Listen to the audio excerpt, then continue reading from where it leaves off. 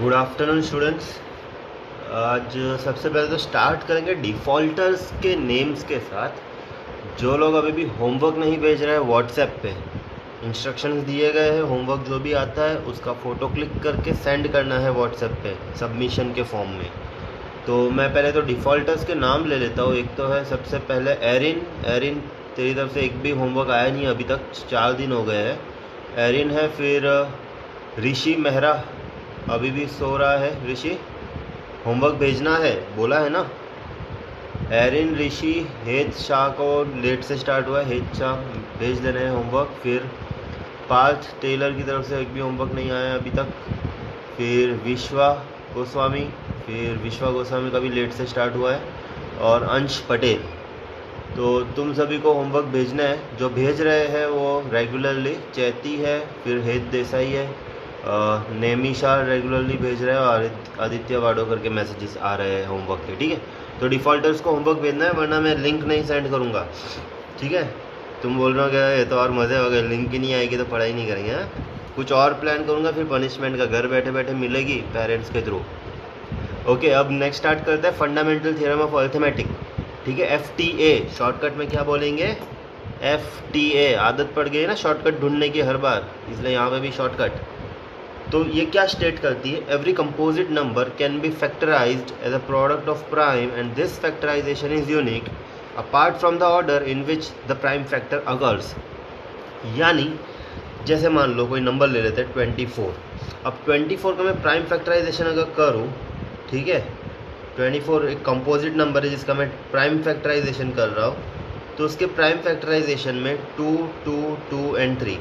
तो मैंने composite number को डिकम्पोज किया into the product of primes. ठीक है, every composite number can be factorised as a product of prime. तो यहाँ तक कहानी समझ में आ गई। ठीक है, every composite number can be factorised into product of primes. ठीक है, प्रोडक्ट ऑफ प्राइम आ गया है। ठीक है, and this factorisation is unique. Unique यानी यहाँ पे 3 2 है और एक 3 है। ठीक है, तो 3 2 और एक 3 मिलाएंगे तो ही 24 बनेगा, और कुछ नहीं करेंगे। जैसे 2 3 मिला दिए सर और 2 2 मिला दिए 24 बनेगा? नहीं बनेगा, बिल्कुल नहीं बनेगा।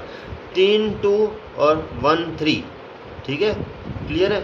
अब ये यूनिक है apart from the order in which the prime factor occurs. Order change हो सकता है। कोई बच्चा 24 का प्राइम फैक्टराइजेशन 3 से स्टार्ट करेगा, तो 3 8 24, 2 2 2 4 2 2 2 1, तो उसका ऑर्डर आया 3 इंटू 2 इंटू 2। ये ऑर्डर है 2 इंटू 2 इंटू 2 इंटू 3। ठीक है, ऑर्डर चेंज हो सकता है बट जो नंबर्स है अंदर वो यूनिक रहेंगे। 3 2 और एक 3। ठीक है, क्लियर है। There are 3 2s and 1 3। तो ये ऑर्डर जो है ये चेंज हो सकता है, लेकिन अंदर के फैक्टर्स वही रहेंगे। ठीक है, तो अब समझ में आ गए what is FTA। Every composite number can be factorized as a product of prime and this factorization is unique apart from the order in which the prime factor occurs। ये स्टेटमेंट याद रखो, मे बी 1 मार्क में पूछा जा सके अगर तुम्हारी किस्मत खराब है तो। आज तक तो नहीं पूछा गया, लेकिन मे बी। ठीक है, FTA के ऊपर कुछ इस तरीके का क्वेश्चन आ सकता है, बहुत ही ईजी है। देखो यहाँ पे ऐसा ट्री डायग्राम आएगा, कुछ नंबर्स दिए रहेंगे, कुछ नहीं दिए रहेंगे। ठीक है, जो नहीं दिए हैं वो हमें फाइंड करना है, सीधी सी बात। ओके, तो अब क्या होगा, जैसे जिसके 2 ब्रांच जा रहे हैं, जैसे 91 है तो 91 इन दोनों का मल्टीपल है, इन दोनों को मल्टीप्लाई करेंगे तो 91 मिलेगा। फिर यहाँ पे इस दोनों को मल्टीप्लाई करेंगे तो ये 455 मिलेगा, इन दोनों को मल्टीप्लाई करेंगे तो ये मिलेगा। तो इस तरीके से, यानी ये वही किया है, प्राइम फैक्टर्स ही निकाले हैं। ठीक है, धीरे धीरे धीरे डिवाइड करके। तो अब स्टार्ट कर सकते हो तुम ऊपर वाले ब्लॉक से। तो 3 और 445 का मल्टीपल जो है यहाँ लिखा जाएगा, कितना आएगा? 3 5 15, 3 5 15, 63 12 13। तो यहाँ पे आ जाएगा 1365, ये हमारा आंसर।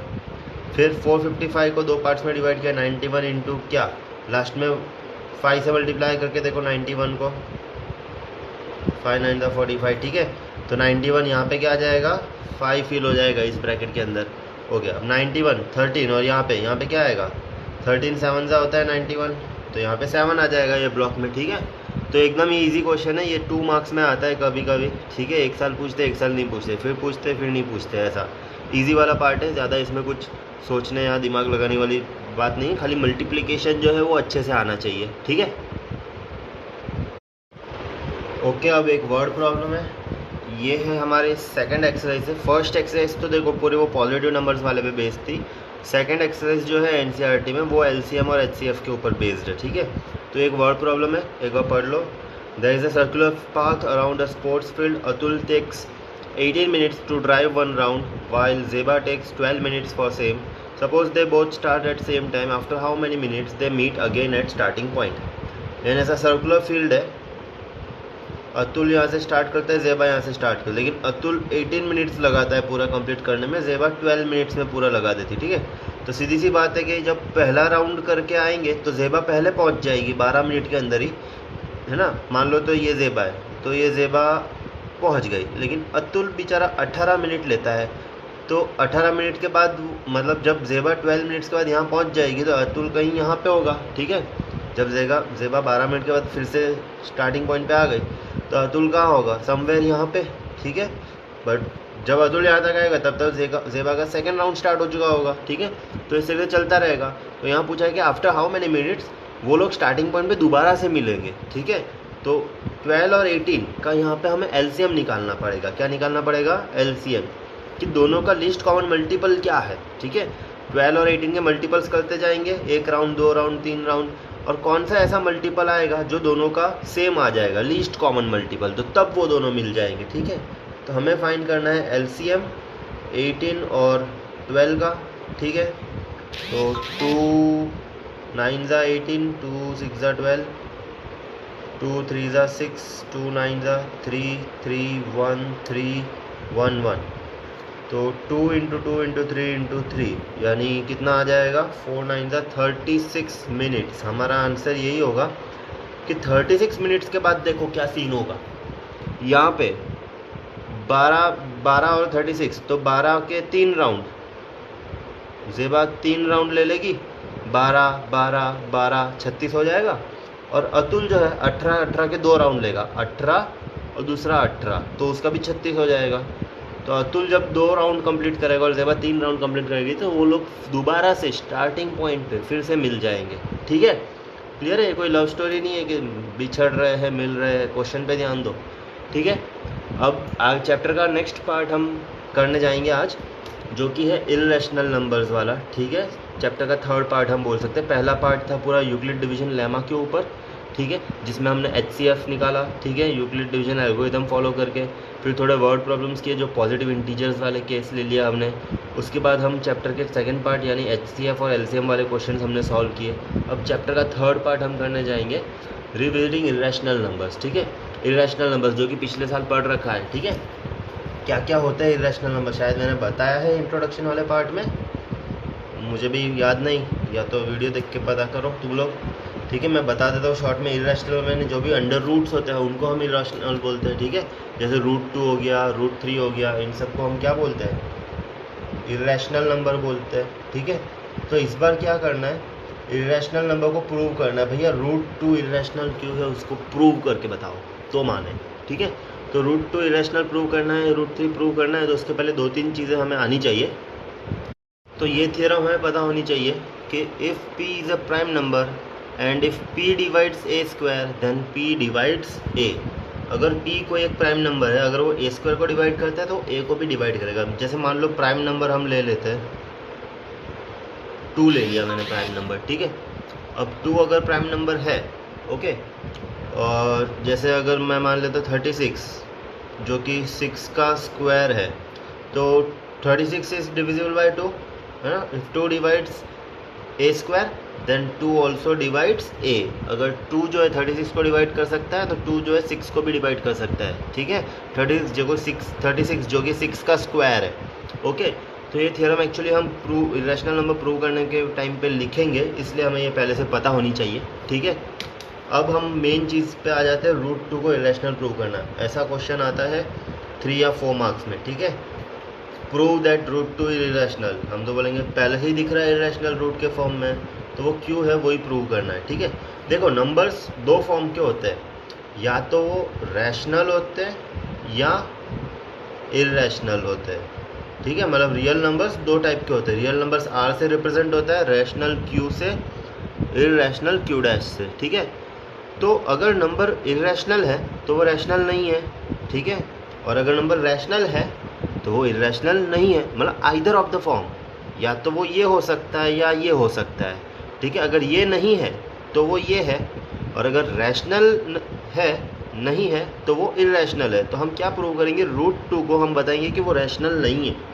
हम अगर उसको ये बता दें कि वो रैशनल नहीं है तो हम बोल सकते हैं कि यस वो इरेशनल ही है। अगर वो रैशनल नहीं है मतलब वो इरेशनल है, ठीक है। तो we will prove that it is not rational, ठीक है। तो वो कैसे करना है, देखो मैथ्स में हम बहुत बार कॉन्ट्राडिक्शन मेथड का यूज़ करते हैं, ठीक है। कॉन्ट्राडिक्शन मेथड में ऐसा होता है कि हम चीज़ें लेट करते हैं और उसी को फिर गलत प्रूव करते हैं। फिर हम बोलते हैं कि हमने जो लेट किया था वही गलत था, ठीक है, हमने जो लेट किया था वही गलत था।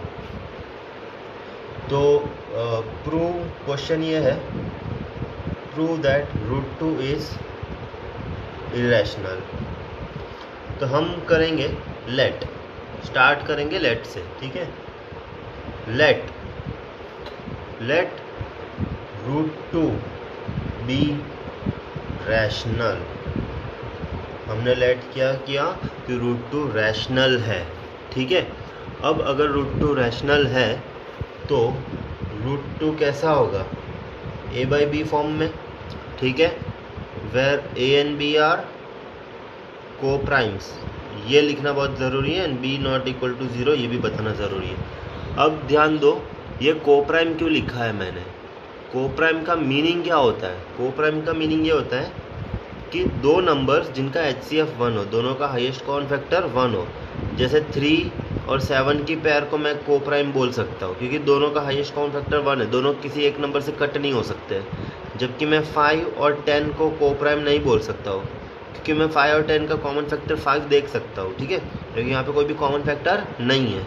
तो हमारे जो A एंड B फॉर्म है वो को प्राइम है, यानी जैसे मान लो अगर 5/10 है, मैं कटिंग करूँ तो 1/2, अब आगे और कटिंग नहीं होगा, ठीक है। तो हम जो सबसे लास्ट वाला फॉर्म सिंप्लीफाइड फॉर्म है ना, उसको बताना चाहते हैं। हम ये बता रहे हैं कि √2 a/b है और a/b एकदम सिंप्लीफाइड फॉर्म है, एकदम एंड में सब कुछ कट कर चुके हैं हम, और कुछ भी नहीं बचा है कटिंग करने के लिए, और इसलिए हम बोल रहे हैं कि a और b जो है वो को प्राइम है। क्लियर है यहाँ तक, ठीक है। अब आगे बढ़ते हैं।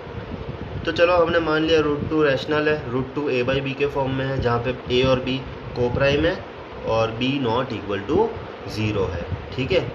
अब सबसे पहला स्टेप हम करेंगे स्क्वायर बोथ साइड। तो हमें मिलेगा 2 = a² b² को वहाँ भेज देंगे, कहाँ, लेफ्ट हैंड साइड में, ठीक है। तो ये हमारी पहली इक्वेशन आ जाएगी। अब देखो इसके बाद हम क्या लिखेंगे, हम इसके बाद लिखेंगे कि अगर 2 यहाँ जाएगा तो a² को डिवाइड करेगा, तो हम क्या लिखेंगे, हियर 2 डिवाइड्स a²।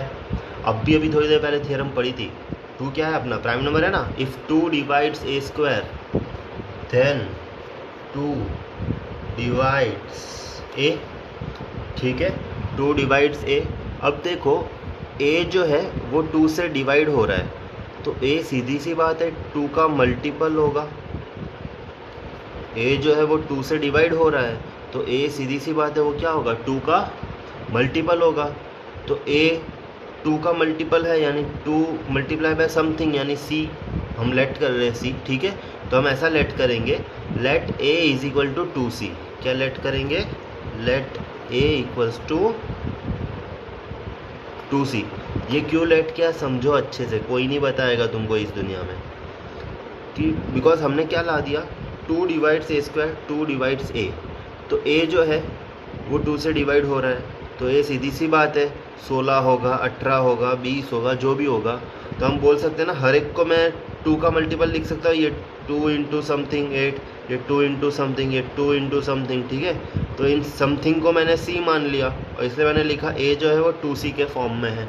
a किस फॉर्म में है, 2c, 2 मल्टीप्लाई बाय समथिंग, ठीक है, where c is also an integer.